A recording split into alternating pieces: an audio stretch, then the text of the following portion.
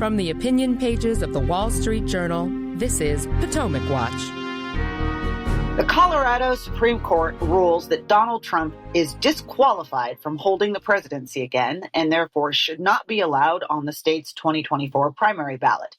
An unprecedented decision that now puts the U.S. Supreme Court in the hot seat. Welcome to Potomac Watch. I'm Kim Strassel, joined today by the one and the only Bill McGurn, my fellow Wall Street Journal columnist. Hi, Bill. Hi, Kim. How you doing? Good. So the Colorado Supreme Court on Tuesday, in a 4-3 ruling, found that former President Trump was disqualified under a clause in the 14th Amendment. And this is an amendment that was added after the Civil War and disqualifies from public office anyone who swore to defend the Constitution and then, quote, engaged in insurrection or rebellion. Specifically, the ruling, which is 213 pages long, says that any speech Donald Trump engaged in related to the event January 6 was not protected under the First Amendment, that rather, quote, President Trump incited and encouraged the use of violence and lawless action to disrupt the peaceful transfer of power, end quote, and also that he is therefore guilty of insurrection and that he's disqualified from holding the office of the president. At least one person who seems to agree with this ruling and just came in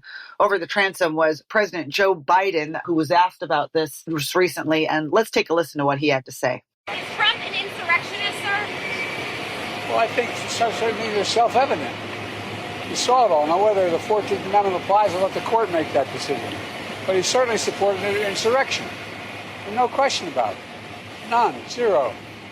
And he seems to be doubling down on about everything. So Joe Biden, happy with this decision, it would seem. This case, Bill, was brought by a left-leaning group, Citizens for Responsibility and Ethics in Washington, on behalf of 6 voters. It is, as noted, unprecedented. We've had a lot of these lawsuits. They've been filed in more than 25 states, but this is the first time a court has found him to be ineligible to be president again due to conduct related to January 6th. And it's the first time in history, I should note, that a court has found any presidential candidate to be disqualified under the 14th Amendment. So, Bill, what do you make of the ruling and of the decision of the Colorado Supreme Court to go here, as it were? Well, I share the view that it's absolutely outrageous for them to have ruled this way. I think the legal case should be clear to any first-year law student. I mean, they had to base this on a series of expansive interpretations of the law. It's not even clear that that section of the Constitution applies to the president, for one thing. But they made all these expansive interpretations that gave them the ruling they want. I think the Supreme Court is going to make short work out of that. My question is, will there be Democratic appointed justices that join it, or will it be a Republican-Democrat decision, which would be bad for the country? But the second thing, which I think is equally important, is that it's so undemocratic. I mean, basically, with all our institutions and our founding documents, America was meant to resolve most of these issues politically. That's what they wanted, political accountability. And what you see with this constant effort to go to the courts and make it hard for Donald Trump to run is not only that it's not democratic, but it's not democratic because these people fundamentally don't trust the American people. Donald Trump is onto something when they say they attacked me, but they're really after you. They don't think the American people are wise enough to know how wonderful Bidenomics is and so forth, and they don't trust them to make what they consider the right decision. So they want to rig it. And as you noted, this will only feed Trump's popularity. I mean, I don't think the election was stolen last time, but this is going to feed any conspiracies. It's going to feed the idea that Washington is rigged against Republicans and so forth. And one last point politically, not only does it help Donald Trump, it kind of hurts the other Republican candidates. To their credit, they have all denounced the decision, including Chris Christie, who, almost never defends Donald Trump. Because they see how undemocratic and unconstitutional it is. But that kind of makes it harder for them to debate the issues with Donald Trump, kind of feeds his campaign at the expense of theirs. Yeah, let's dig into some of those issues you just outlined. In particular, let's start with a legal one that's been on my mind since I read this last night. As I mentioned, there have been other suits like this filed in other states, and they've all failed for a variety of reasons so far.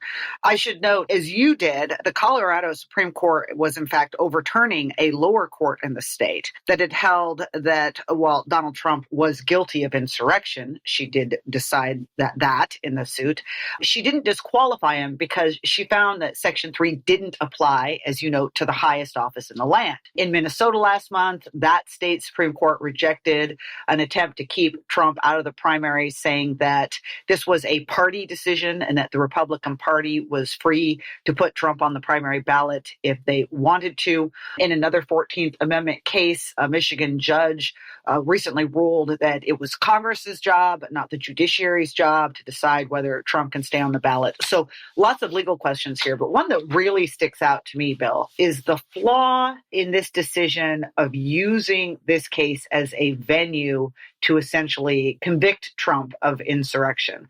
You know, it would be one thing if Donald Trump had been charged and convicted of insurrection in a separate trial that was entirely about that issue, a trial in which he was granted his full due process rights. There were witnesses and evidence and jurors. And then after that time, with that conviction in the bag, then the Colorado Supreme Court comes in and says, yes, we find that as you are guilty of insurrection, now we're going to strip your name from the primary ballot. But none of that happened. This decision was instead to use a case about names on a ballot to simply simultaneously declare Trump guilty of insurrection, which seems to me to be a shocking assault on due process. And as it happens, that was what the dissent in this case was all about. I would note that all 7 justices on the Colorado Supreme Court were appointed by Democratic governors. So it says something that 3 of them nonetheless disagreed and somewhat vehemently with the majority decision. One of them, Justice Carlos Samur, argued, quote, "Our government cannot deprive someone of the right to hold public office without due process of law. Even if we are convinced that a candidate committed horrible acts in the past, dare I say engaged in insurrection, there must be procedural due process before we can declare that individual disqualified from holding public office," end quote. But Bill, what do you make of that and that aspect of this case? Well, I think you're absolutely right, Kim. It kind of reminds me of the George Santos case, expelling him, not convicted of any crime or something. It's a very bad precedent to do this because then the standards are made up as you go along. And that means they're subject to the political winds of the moment. One of the worst things about this decision is what it would give rise to if it's allowed to stand. All sorts of imaginative kind of use of laws will be going on. And Republican legislators and courts and stuff, they'll try to do it too. Again, it gets back to, do you trust the voters to sift through this and make choices? And they don't. And they don't even trust the judicial system. I think Democrats are worried that Donald Trump might not be convicted on the more serious counts. And if he isn't, then he has more of a case that he's just being persecuted because of his political beliefs. But we used to take due process seriously.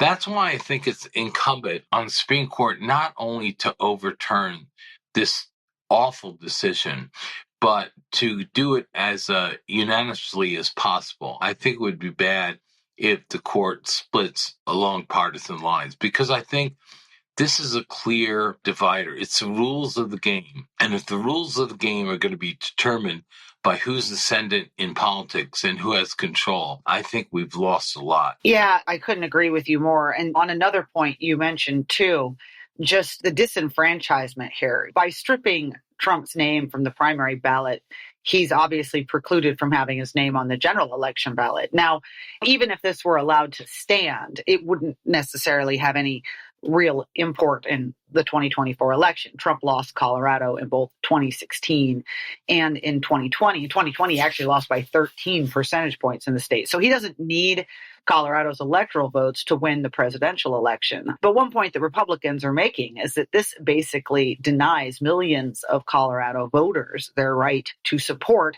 the man who's currently the leading candidate in the Republican field. And I think that gets to your point about the concern here. The word that should get used a lot is lawfare. And let's talk about that for a minute, Bill. It strikes me this is in keeping with this very bad trend we've seen in the country, where you have, in particular, those on the left choosing to avoid the normal democratic process, votes, elections, debates, and instead are turning to special counsels and attorneys general and lawsuits and courts to kneecap their political opposition, whether it's Jack Smith, the special counsel in the Department of Justice, a New York prosecutor who's claiming campaign finance irregularities against Trump. I saw that Speaker Mike Johnson called the ruling a thinly veiled partisan attack. And it strikes me, Bill, that that's one of the other problems with this case and this whole route that the left has gone down of using lawfare is that it guarantees that you're going to divide the country in half. This is not a decision that the vast majority of the country is going to agree with. Half of it's going to reject it, in part because it's disenfranchising it. And I don't know what you make of it, Bill, but is that too much of a stretch that I'm making there to suggest that this is keeping with a kind of very bad trend we're seeing? No, not at all. I mean, lawfare is kind of the pretend use of laws and regulations to do something actually counter the rule of law. Dictatorships and so forth routinely use lawfare. They pass some law or they interpret some regulation and they make the legal case against you, and you're probably guilty according to the case they make, but it's not something they should be making. It's inimical to the rule of law, which should be justice is blind. They should apply equally. The whole election, I think, has been an exercise in this. I mean, you have Jack Smith nipping on the outside, wanting his trial, insisting it has to be right before Super Tuesday, right? Am I correct on that? Yep. What in the law makes that a necessity? And if we have a presumption of innocence, I would think you would start the trial after. And there's a whole host of these things. And again, what it speaks to is the leading faction of the Democratic Party doesn't trust the American voter, especially one who might vote for Donald Trump. You know, they're called racist. I remember Mrs. Clinton said half the population was deplorable. Yeah. You know, and they really believe it. And they believe those people shouldn't be allowed to have real power. So they kind of have fake power. They take away the substance or they take away some of their choices to limit their power. Everything seems to be done to limit the voter looking at the case, saying, do I want Donald Trump for my president? Do I think he put himself outside office by his actions and so forth? Or do I want Joe Biden? And that's a serious question. And some of those people don't want the American people to have that question. And they really resent when an issue is decided that way. Remember, there's a whole history there. The Supreme Court traditionally has been the Democrats' favorite legislature because when they controlled it, they just had to get 5 votes for something instead of working through Congress and through state legislatures like abortion. They didn't want it returned to the states. And now they're finding it may not be as bad for them as they thought. We're at least debating the issue and making decisions, but they would much rather work with the unelected judges than with voters. Yeah, I've said it before. I will say it again. For all the complaints among critics that Donald Trump breaks standards and norms, anything he does has paled in comparison to the standards and norms that have been broken in the name of stopping him.